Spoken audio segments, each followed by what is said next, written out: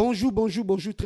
très chers téléspectateurs. Il y a Fungola Matoi, Nakati émission, Nabiso, l'invité, Lelo, Toyambi, Bato Babundela Mboka,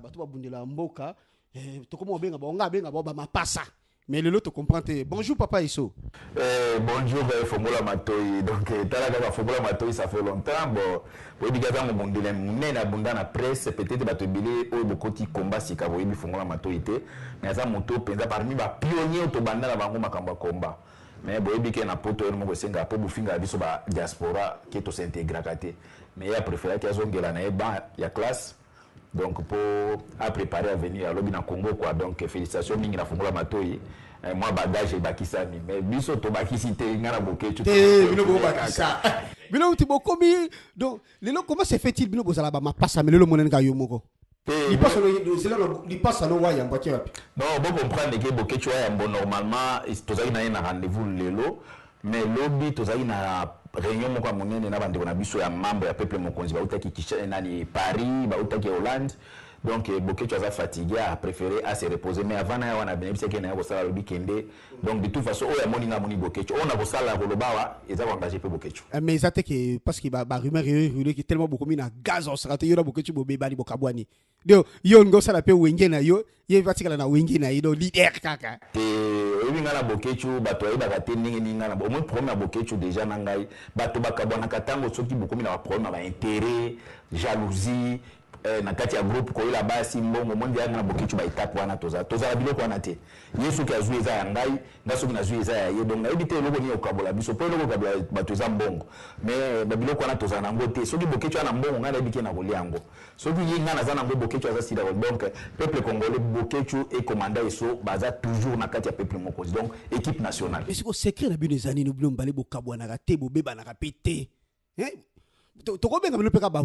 boza ba nebité comme dit tokobenga ba combattant ba résistant ou bien boza peka ba politicien bon ezana no koyeba moto mutani tia na place na ye ngana tia ba bokechu na place na ye ta comme yaya après comme star pour bato ba comme mona bokechu lokola master na bango pourquoi ba boyo ebite ke bokechu aza niveau aza niveau moko na ba o batika na Congo mais bokechu atika nyoso a préféré ko bundela combat donc la première des choses na zwana bokechu oyo ngana bete ya bokechu maboko tanga zo yemba bokechu ya star à part ça bokechu aza mokolo pananga donc ngana miti ya place ya leki et pas yaya après na mitala tant que fanatique ya bokechu pe tanga zo beta musique donc respect wana entre taza pe noko nanga mongo donc yepe atala ka ke o pe noko nanga o leki nanga a respectanga place ya leki nga pe na respect place ya yaya donc boko na bino ko seka ko sala nyoso mais oyebi ke limite nanga eza koto yo wana za yaya soki pe bokati caméra to lobela na ba vérité biso mi balongo di matin soki amoni ngana na tendami oruka to benden soki boso no to koloba te mais tango to liwa mpanzi bo da vérité mo to lobela nga pe soki na vie noko te noko loko wana te omoni ke ata soki akonga budoma ibika ke noko leki alobi vérité mais au moins ka ke tout donc complicité wana solo vraiment toza ko apprécier bino na bolingo bozalango j'espère que bo continuer pe boko continuer na ngo kaka te lelo soki nzamba songi to libérer mboka to mona bino peut-être to éviter te bokechu ministre de culture et bo yo za ministère a wapi yo en tout cas na la clair na soki na ko travailler mingi pona ko service à peuple surtout na immigration parce que biso to souffrir na poto mais ba te belé ba ça ko bénéficier na mboka na biso mto ko maka lelo sans papier ngindi comme ko beta ba congolais je pense que ngai pesa boulot na ngai aux amis na ba étranger na kati ya mboka na biso donc et bon ko bokechu ya ke na ministère à culture a na go ba la place da été mais boye ba ke moni ba te belé chaque fois ba lo ba ke bokechu atanga te bokechu sala boye mais ezana mutu moko oyo azaki je pense ministre ya sport malamu ou bien gouverneur qui sont d'attendre mingi te mais bon gouverneur parmi bon qui sont le problème à Congo est que c'est un diplôme parce que ton équipe a un diplôme intellectuel ba technocrate et ça le logo mais ils ont c'est ce que ba bolingo donc ceux qui lobby bokecho commis ou bien ministre ou bien gouverneur azui bato oyo bazana mayele donc na se faire kaka entouré ala ba conseiller malamu bokicho ko diriger kanamba veut diriger Congo Nene kanamba veut bokicho na manambongo et na mayele non bokicho il peut diriger aussi na bokicho atanga bato ba bokicho atanga te en fait il défend biso ba congolais ceux qui muta ko azana difficulté ya koloba français nde balobi ke mutwana atangate. En tout cas, tu s'appelles quand même vraiment tout le monde qui est bolingoza makasi entre yo na wayambo. Pas besoin de tout le monde wayambo. Si on a la baxé lui on a parrainé bido sur beaucoup ba ma passa ba jimo. Mais dans la benga docteur en droit de défense du peuple congolais. Docteur en droit de défense du peuple congolais. Ça va. Voilà, il faut bêter lango c'était kaka. Il faut bêter lango, il faut le belango comme ça. Pour ébélé ba retourna ndenge na comme docteur parce que na Congo to zaki na ba docteur en droit ba ni ba défendre peuple wana te. Mais boké tu as ko défendre peuple wana ko le quand même ba juriste ba avocat mais aza ko défendre na manière na ye. Mais aza pe artiste ali boso o ya bandi combat. Aza pe artiste ali boso ya bandi combat et aza pe parmi artiste ali boso oyo asali ke aza ko dénoncer mabe oyo ba musu baza ko kokate mais na féliciter quand ndeko na biso Olivier Chimanga na musala sali ndenge région de ya naye. Ça va en tout cas bon wana zaki entre parenthèses siko vraiment balobi commandant Eso le Congo va mal. Quand on parle du Congo, le vrai Congo, cela veut dire la RDC et ça kotambola ma B. Avant le toba nano makambo ya Congo, to ke na no mwam ke na opposition na ebité papa Tshisekedi. Lelo oyo nzoto na ye na nezongi na Kinshasa te. Ti lelo oyo yo nzoto na ye ezali awa. Yo mobundeli ya mboka. Okoki koloba nini lelo kwana? Bon, et ça la passe na famille biologique à Tshisekedi, et ça la passe dans ma membre et des petits, ça la passe na peuple congolais. Pour essayer de kalikambo moko ikoyi bobo sa nyango bosila ni nango, ça veut dire bozu mutu boke ko enterrer, bobandi bobo sa na muke mais actuellement donc étant que bakongi na noté Tshisekedi a toujours présent na mitu ya bato, ça veut dire na famille na moi si na ye, je pense que na ndenge la coutume, je pense que maman la ka na mbeto te ndenge zawana. Voilà, ça veut dire quelque part, ils ont punition, mon n'est pas maman, na agent na komi nango, ala la kanase, Nicolas Kozela ba kunda mobali na ye, mais na kati kuna il faut tout comprendre que et ben ba politique, tu sais que dit azaki politicien et ben mena ils a politisé. Ceux qui ont bloqué parce que et ben mena ils a politisé na ba makambo moko oyo, bango moko ba politicien ba ebi yango mais suka nango to konde kaka. Bon, c'est au conseil de groupe ça. Conseil est que surtout la famille politique non famille politique bango pe bana ba raison na bango oyo ba boyeli koro ekitana non comprendre bato ya Kinshasa pe bazo banga nde arriver à koro ya Tshisekedi et risquer et provoquer soulèvement populaire mais to landa na bilili awa Félix Tshisekedi Chilombo auto zo Kinshasa ba combattant ya IDPS to balandi bato balingi pour un changement bakinde ko yambaye mais il paraît qu'il est tourné mal. C'est là où maintenant tout ça peut ça batouké. Bon, moi arrivé à Félix, au moins dispositif la police, comment ils ont partout. C'est là on a dit là le baké. Bon, moi ici que soi-disant soulèvement populaire au moins na sengaki. Tout le monde a qui dispositif la police boyete. Mais bon, t'as arrivé quand Félix, oh ils ont prévu le dimanche. Bon, t'as la dispositif ambila kobanda ngili kindasani tina limité. Mais tant que Manasséni a annoncé qu'il y a soulèvement populaire, tout le monde qui a voté. C'est là où maintenant, Bissot Peuple, tout le monde a dit non, avec soulèvement populaire, ils ont encadré. Je n'ai jamais vu un soulèvement populaire encadré par la police. C'est là où maintenant, Bissot Peuple qui est menacé, pour moi, menacé déjà un peu, il faut qu'on se réserve parce que tout ça, on a beaucoup d'accord. Ça va, ndeko iso commandant iso li passe ya Wayambo, balobi mboka, le Congo va mal. Sikoyo selon makambozo le kanamboka élection ils dans 3 mois normalement mais tout aux appels information il paraît que baza ko sala élection ceux qui régional ceux qui na niwana boye est-ce que vous confirmez monsieur le Cambon toi qui moi élection mo to salama officiel oui ba vanti les autres de Kana Congo papa et combien un peu difficile tozo baté les Camerounais les autres de Kana Congo tantôt ko yoka ba gouverner ni élection ba gouverner les Salimani et Salimi et mo ba député provincial les Salimi donc tozo comprendre tes mais par rapport na makamba ba élection oyo zolo ba pour le moment na ko s'adresser mingi na ba rassemblement ba pour rassemblement il faut pas ba kota na erreur li susu oyo et les cas qui na 2006 na 2011 il faut bailler baké tango baké qui na ba accord oyo à Saint-Sylvestre ba accord ba signé qui kuna il fallait qu'on respecter ba pesa rassemblement oyo za qui CNCA conseil de suivi national ceux qui déni wana je ne sais pas oyo ba pesi aventurer moyibi ya olenga koyi oyo lelo akomi ko défendre Kabila Après, il fallait que le rassemblement soit primature. Mais jusqu'à présent, on a besoin de biloko anaté. Mais, tout ça, quand on a un rassemblement, on va continuer toujours dans l'élection. Il y a un lobby, tu as vu une réunion, tu s'est décidé, il faut te décourager, on a démarche, tu as une élection. Parce que éthiquement, 3 mois. Bon, on a un accord au signé qui ça peut aller jusqu'au mois de mars. Ça veut dire que Kabila a un plan de préparer ou à risquer à se reprendre dans l'élection brisquée. Parce que le monde caméra avec Québec ça va défiler dans la campagne na Kasai Bandundu caméra il est en train de se préparer ce que tali domini comment Minaku à Québec ko tambola va se préparer va risquer va se reprendre rassemblement na élection moko o bango va se préparer parce que va contrôler le fichier électoral et ministère intérieur va contrôler en côté. Donc, tout ce qui est signé qui n'a pas d'accord, va contrôler la beauté, mais va faire la élection. Il y a l'autre mission qui n'a pas de réunion, à partir de l'élo, mon rassemblement, où il y a comme sous l'élection, il faut préparer peuple à téléma, l'élection qu'on a la tête, parce que l'élection, ou bien vous aussi, vous contrôler le côté. Mais si on a le bino peuple mokondi, donc cela veut dire peuple mokondi, donc bino peuple mokondi, donc bolingi, donc pour la bino, pas question d'élection.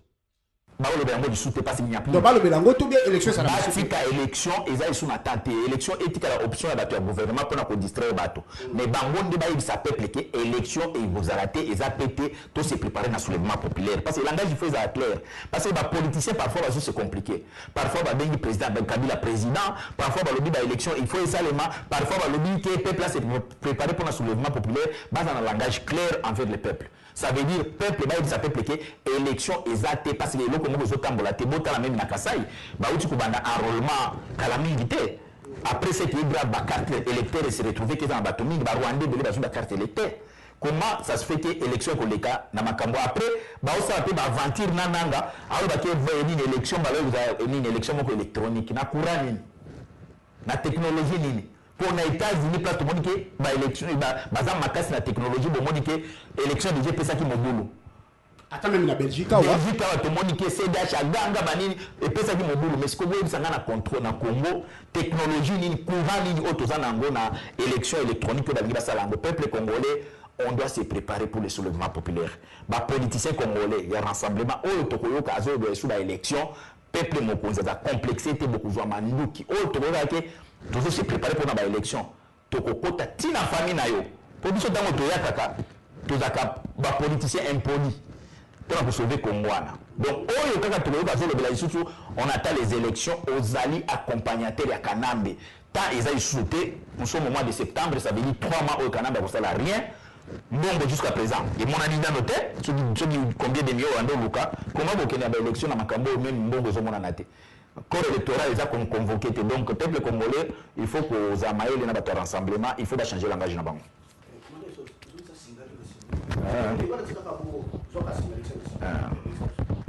Ok, ça va. Donc, ce que tu as dit, vraiment, il y a donc pas question d'élection, et ça la parce que tu l'as dit dans conférence de presse il y a Jean-Marc Kabunda à Bruxelles, Média Plus TV, tout ça là qui en a Katia Fungola Matoi, tout ça là qui en a, on peut qui même à négociation de Kabila za sous mutu bakusu ko négocier na été. Mais ce qui lelo oyoyo bango, nandenge balobaki parce qu'on dit les images y restent. Lelo o ba changer a venir lelo tout le monde lenganko ya changer. Bidon réaction les anines. Ce qui ba ba qui nous na dialogue. To ba élection salama.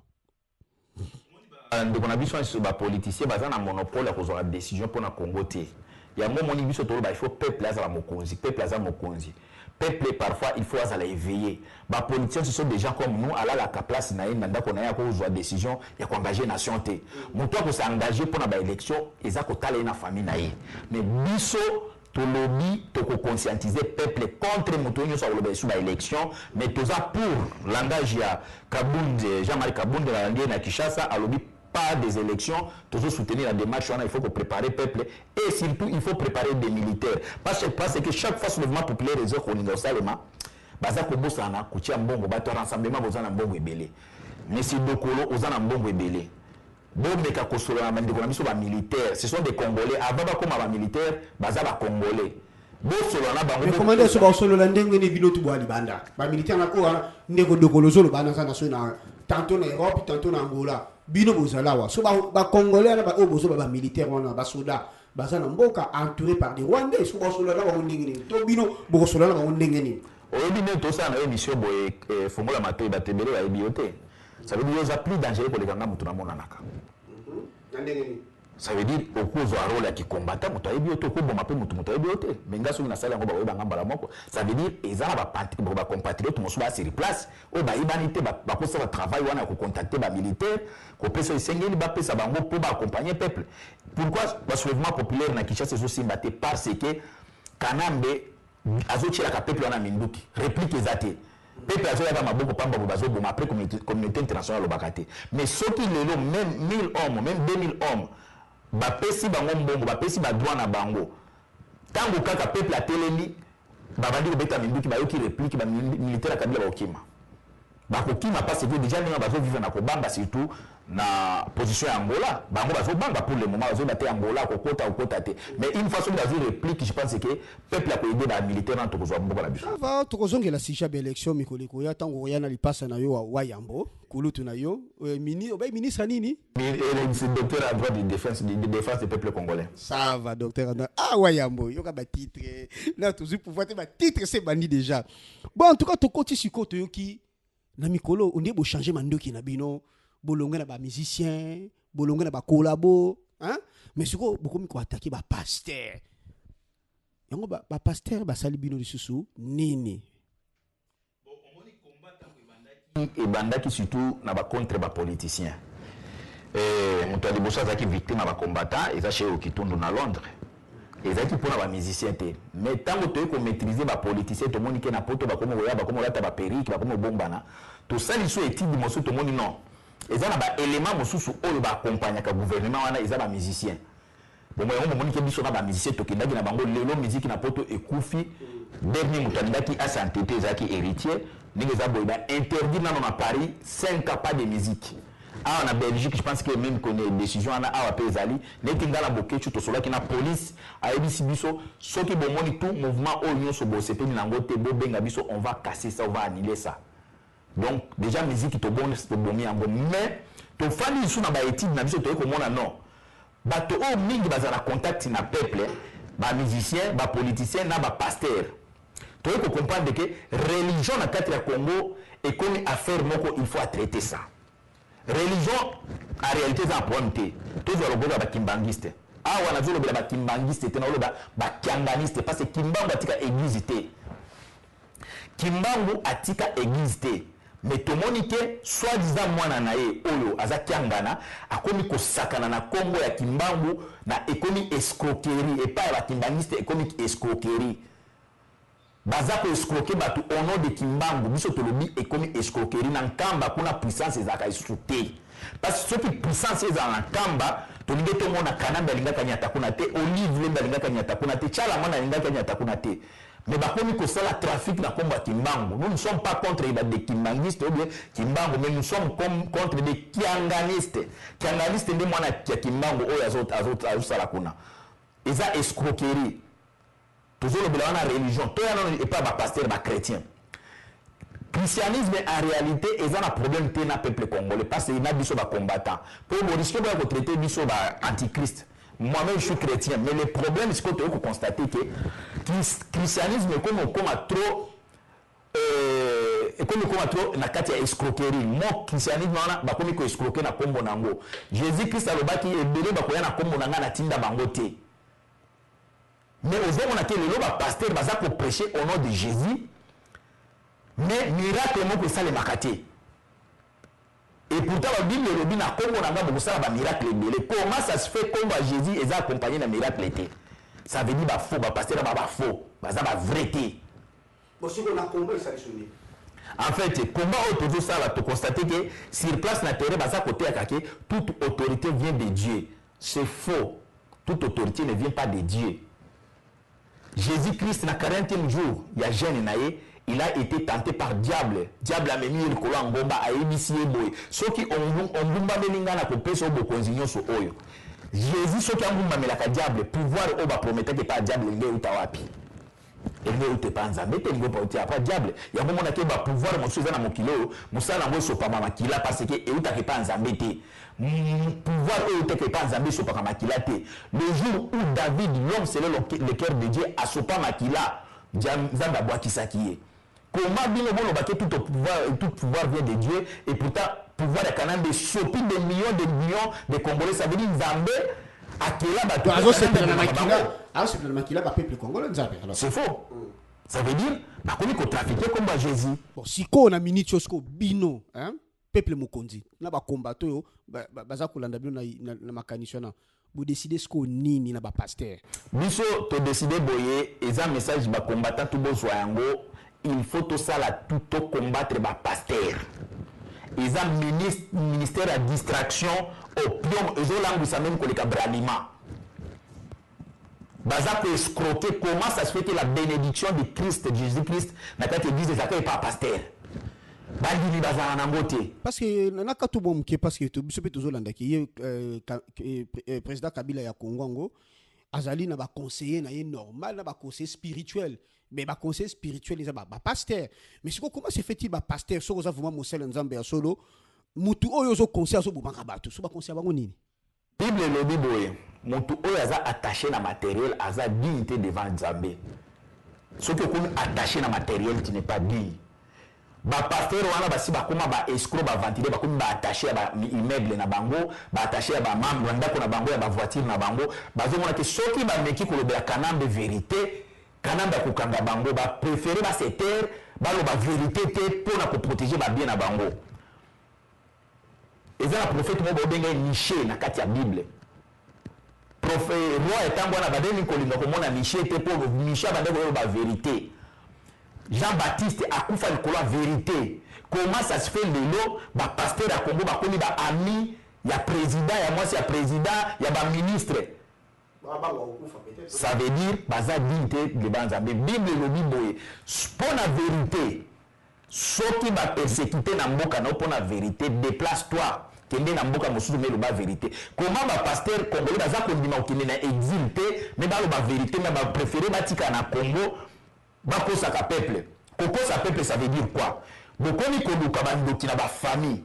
mutu abimi licencié mutu aza docteur azoka musala te bokomi koluka ndoki papa na ye tata mwasi na ye mais papa wana afuteli mutu wana classe na mama na ye bafuteli classe mutu wana komi na niveau ya likolo mais bakomi bandoki pourquoi parce que ba pasteur bakomi koluka échec ya bato ya vie ya bato na kati ya ba famille et pourtant ceux qui botali bien échec ya majorité des Congolais des intellectuels congolais eza na ba gouvernement parce que gouvernement zo ko créer ba emploi te ba investisseur bazo ya te pour l'insécurité ezali donc ndoki ya munene ezali gouvernement eza batata moi cité eza bana na biso te bo créer bana ebele lelo bakomi libanda ba chege ebele likolo ba intérêt na bino personnel ya kolakisa ke papa vi na oyo bonga te mpona mwana oyo c'est faux bana na baba ndoki te ndoki ya kokanga mpe vi ya motu te soki oza na nzambe soki omoni mutu ndoki akoki yo te akoki yo sabili oza na nzambe te bapaster mibimba na kati ya bamituka na bino na bakapote ya nini yo pasteur capote sachet mobimba oke nango wapi yo pasteur mobimba mulangi ya miel bible lobi bokomela ba poison bokokufa te comment ça se fait que bible bozotambola na milangi ya miel pona ba poison batielaka bino bozomona ke boza na Christ te bible lobi ke les anges campent autour de ceux qui craignent Dieu mais tala ba pasteur ya Congo bakoma kotambola na bagarde de corps pour bazo protéger bango mosusu oyo kizamina soit disant pasteur auto bobotisa mwana mugimbi na ye mwana papa dio aboti mapasa auto bobotisa mapasa na Kinshasa awa est-ce que pasteur wana azali su muta obenge pasteur bande kona biso bible lobi ba lu ba koya na kati na bino ba komi kosa ki baza ba brebis mais ba version abotala ngote les loups ce sont des pasteurs congolais ba escrocs ba venturiers ndeko na ngai baza ko bima na basi ya bato ba panzi ba mabala ya bastu mosusu oyo soki toni soki oyo ya muzombo azaka na nini awa Silas tozu dossier na ye déjà pasteur moko autaki na Côte d'Ivoire ayayi kosenga bato ba investir batia ba mbongo po bakota na kati ya ba affaire ça veut dire ya ba pétrole ba nini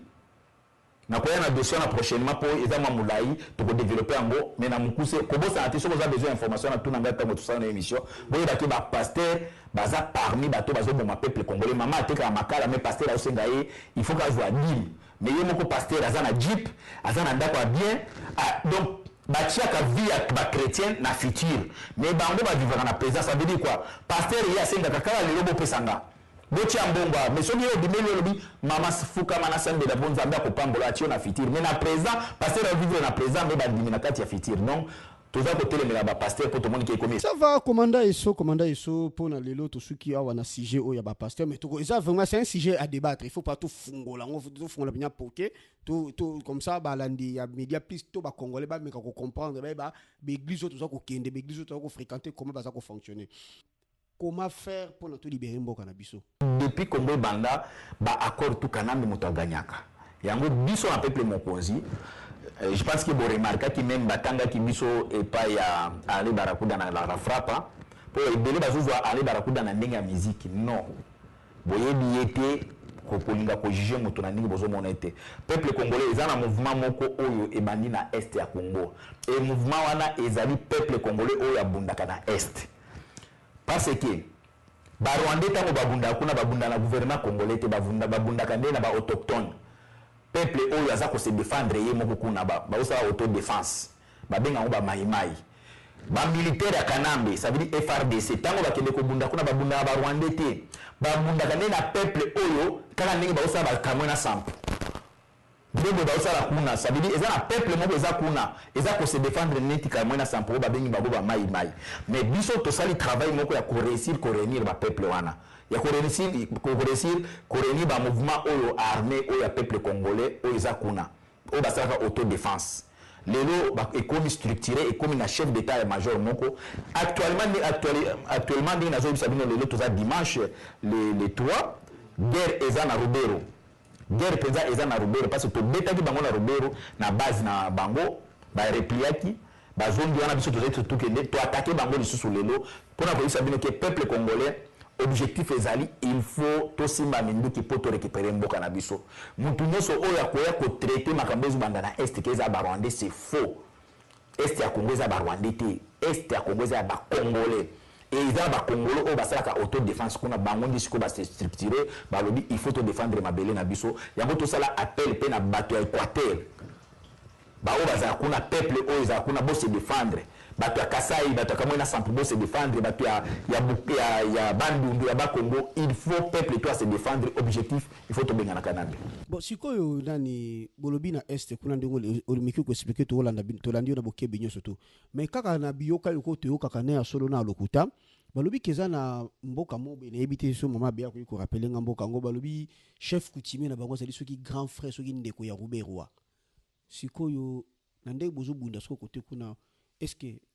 toyoki kaka ki chef coutumier ndeko ya Ruberwa est-ce que bazé belete la chef coutumier ba Rwandais si ba côté déjà pe kuna bo ça ce qu'on ndenge ni pona bato wana non mabeleza ya biso le problème est que peuple ya est azaki affaibli aza infiltré oui ça existe que na côté ya mulenge basi ba chef coutumier ndeko ya Ruberwa aza chef coutumier kuna mais bato wana il faut balongwa place wana parce que na tango recensement esalemaki na tango ya nini ya ba belge bato wana bande bazaki place wana te ezo senga ke to simba minduki poto chasser peuple wana zonga na Rwanda na 2014 vague moko ya ba réfugiés eutaki na Rwanda na Tanzanie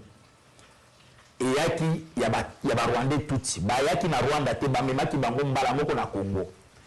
et président ya Rwanda akinda na Israël asengi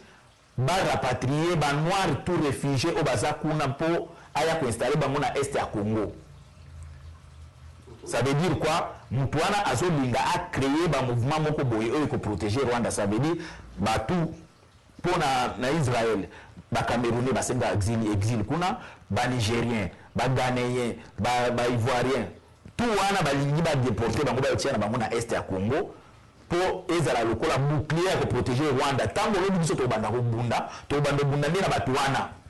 yango monike ba poussa ki 300 km ya borne ya limite ya biso na Rwanda tout ça poto lo mwana kati ya makambana ezo senga peuple congolais to simba minduki to ko traiter makambana facilement mbangu nande kwa Rubero wana je pense que ndamu tuna okangai commandant isoli lo basuka pona mukola lelo par rapport ya mboka nembo kezo kende lo beza ke peuple congolais to se préparer mutu nyonso oyo akoya po a diaboliser makambo ya est ya Congo qui est un mouvement ba Rwandais yebo yebiseke aza moyeni ya peuple congolais soki ndengwana il fallait pe ba diaboliser kamwena sampuke baza ba angolais parce que bango pe eza peuple eza la frontière ya Angola mais tout le monde comment baza exterminer peuple na biso ya Kasai tout comme baza exterminer peuple ya est ya Congo ezali ba Rwandais te eza mouvement biso ba Congolais toza totelemi kuna après ezosenga ke peuple congolais na kati ya diaspora tozala uni soki bomoni leader moko na groupe moko boye musana bango ko attaquer baninga moto wana azana au service ya ANR donc na mukuse eza yango wana camionnette mbola ayibisaki na pesa fungula matoi mbote bo camionnette mbola yo moko yebika yake fungula matoi azongeli lobana tambola loki aya na camionnette na ye apona leka camionnette mbola yaka na camionnette na yo po azongeli masolo il faut au mona na bilili bokechwa ya mboka mine fungula matoi azongeli faut oya awa sans oublier eza na association oyo biso to soutenir yango Congo positif Europe oyo eza dirigé na mama Nathalie Panya bapesi yo mbote epai ya bombastique et Charlie Chituka eza conseiller na ye eza bana mboko basala mosala mpona koyede peuple congolais to boy te mo quand même bozaki mutangwana balobi ke lelo bino bokoma kofinga ngwana bon balobi plus wa yambo ke lelo wa yambo soki avanda na mboka oyo yo ezali papa honoré ngwana mutasala parce que wa yambo banga bazongisa ye mutasala lake ba papier ya Paris ko makambo to ezali comment lelo oyo a changer les vies na ite kulutu ne facile moni lokuta ezala mabe ngwanda c'est le père des mensonges azokosa mengo koleka diable wa yambo azwa mukanda na ye à travers njembo na ye oyo ayemba ya kila faute biso toka ki asubaka na nzela eloko epesa mukanda et défenda eza ba œuvre na ye à kila faute ndenge azo dénoncer makambo ya Congo yango epe mukanda mais toyebaka te siko finalement nani apesa po bato ya UDPS mpe bareklamake bango nde bapesa ye mukanda côté apareko bareklama donc wayambo na yeba wayambo un jour il faut nano yo mobolo ba mukanda na yo en tout cas va tant to koyambe bokoya il faut bato ko banana ngo c'est vrai peuple congolais eza na ba leader mosusu baza ko tia désordre na kati ya combat donc biso toza bato ya motu te ni bato ni ya bato ozotanga na biso toza peuple mokonzi demain eza ya biso toza parti politique peut-être bato ba comprendre biso lobby jour bo mona ngana ya mboto nyati Kinshasa eza mama ya parti politique comme na peuple mokonzi ba leader wana bozolo bana ba se positionner ils ont un costume kasi ba politicien ba costume ba costard ya couleur à soy abord de couleur moni tena comme ni longa mwana sebi kala nite ba be muta mwana sebi be o mo pe ko mo bilo mo tala ngana mwana sebi mo te to kukanite mais ba bi mwana sebi ma rwandais tout bato nakotaki na conférence moko napesi parfait kankumbote nakota kuna nakuti baventile moko moni bino bato bozoteyaka makambo ya séparatisme régionalisme bokeba na bino nakota kuna nakuti wana ifo aza mzombo parce que soki azali congolais ngaza aba propos ya ndenge wana azotraite ngaki yo oyeba oloba lingala de te boza barwandais bouti kuna nga nayebi si yo peut-être na informé yo naza na frontière ni ya mboka moko te naza na kati na frontière ya Manyema ya Kasai ya Katanga na Kisangani na kati mais yo nayebi te soki ozani de kwa sa mangwana message ya mwana à suivre